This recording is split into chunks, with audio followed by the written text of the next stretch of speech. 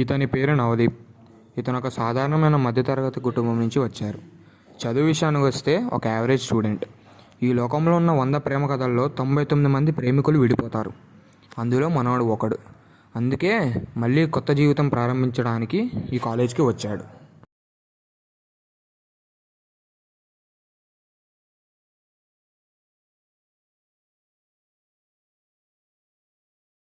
Mahindra college ఎంత పెద్దగా ఉందా? బా good morning sir. Good morning అమ్మా, కూర్చో. ఏం పేరు అమ్మా? నవదీప్ సార్. నవదీప్. ఏ ఊరు నుంచి వచ్చావు? నెల్లూరు సార్. నెల్లూరా? నెల్లూరు పక్కన? నెల్లూరు పక్కన 30 కిలోమీటర్స్ సార్. ఓకే. ఫాదర్ ఏం చేస్తాడమ్మా? Farmer sir. ఫార్మర్. మదర్ అమ్మా? House wife sir. House wife. Degree first ఇయరా? అవును సార్, degree first year BA. Okay. Okay sir. Admission అంతా అయిపోయిందమ్మా? అడ్మిషన్ అప్లికేషన్ మొత్తం అయిపోయిందా? అయిపోయింది సార్. ఫీజు మొత్తం అయిపోయింది సార్. మొత్తం కట్టేసాను సార్, అన్నీ మాట్లాడేసాను సార్. ఓకే, ఒక నిమిషం. Okay sir.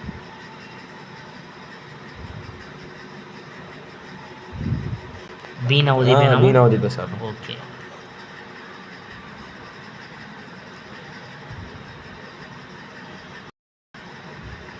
ఒక నిమిషం. Okay sir.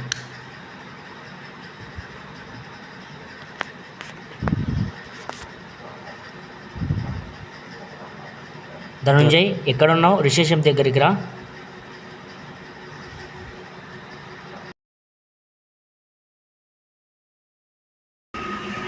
చెప్పండి సార్. కొత్తగా నవదీప్ అనే అబ్బాయి వచ్చాడు. తనకి రూమ్ చూపించి ఏం కావాలో చూపించి వచ్చేసి రూమ్ నెంబర్ వచ్చేసి 320 ఇచ్చాడు. నీకేం కావాలని వచ్చి నాకు వచ్చి చెప్పు. Okay sir, thank you sir. Okay అమ్మా. రూమ్ ఎక్కడమ్మా? పైనమ్మా. ఓకే.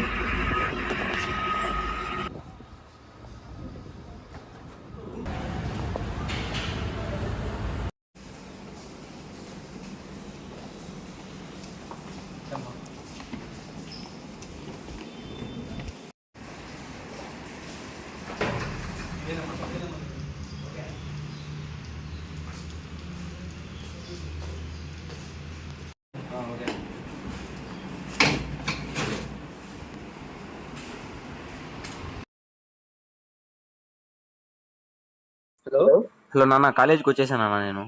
కాలేజీకి వెళ్ళావా? వెళ్ళా నాన్న. అంతా బాగుందా? బాగుందానా? కొంచెం బాగా పైన అడ్జస్ట్ అవ్వు. ఓకే నాన్న. బాగా చదువుకో. సరే నాన్న. నీ ఆరోగ్యం బాగా చూసుకో. ఓకే నాన్న. మన పరిస్థితి ఏందో నీకు తెలుసు కదా? తెలుసు. అది దృష్టిలో పెట్టుకొని చదువుకో బాగా. సరే నాన్న. అయితే సరే. జాగ్రత్త నాన్న. మొదట్లో మన నవదీప్ కూడా అందరిలా టైం వేస్ట్ చేస్తూ ఆడుతూ పాడుతూ చదువుకోకుండా ఉండేటోడు.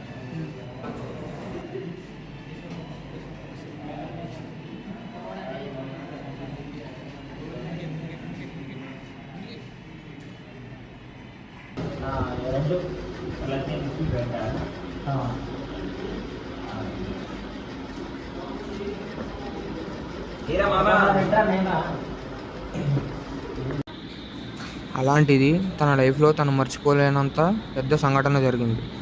అదే తన నాన్న చనిపోవడం.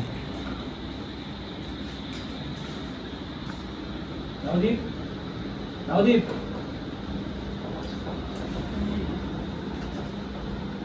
చెప్పన్నా.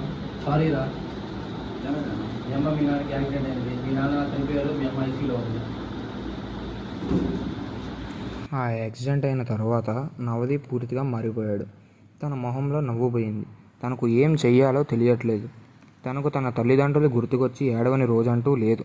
తన మనసులో ఒకటే ఉంది, ఎలాగైనా తమ తల్లిదండ్రులు కోరుకున్నట్లు మంచిగా చదువుకొని ఐఏఎస్ అయ్యి తన చెల్లిని, తమ్ముడిని, వాళ్ళ అమ్మని మంచిగా చూసుకోవాలని, తండ్రి లేని లోటు తీర్చాలని కసితో చదివాడు. ఆ రోజు నుంచి నవదీప్ జీవితమే మారిపోయింది.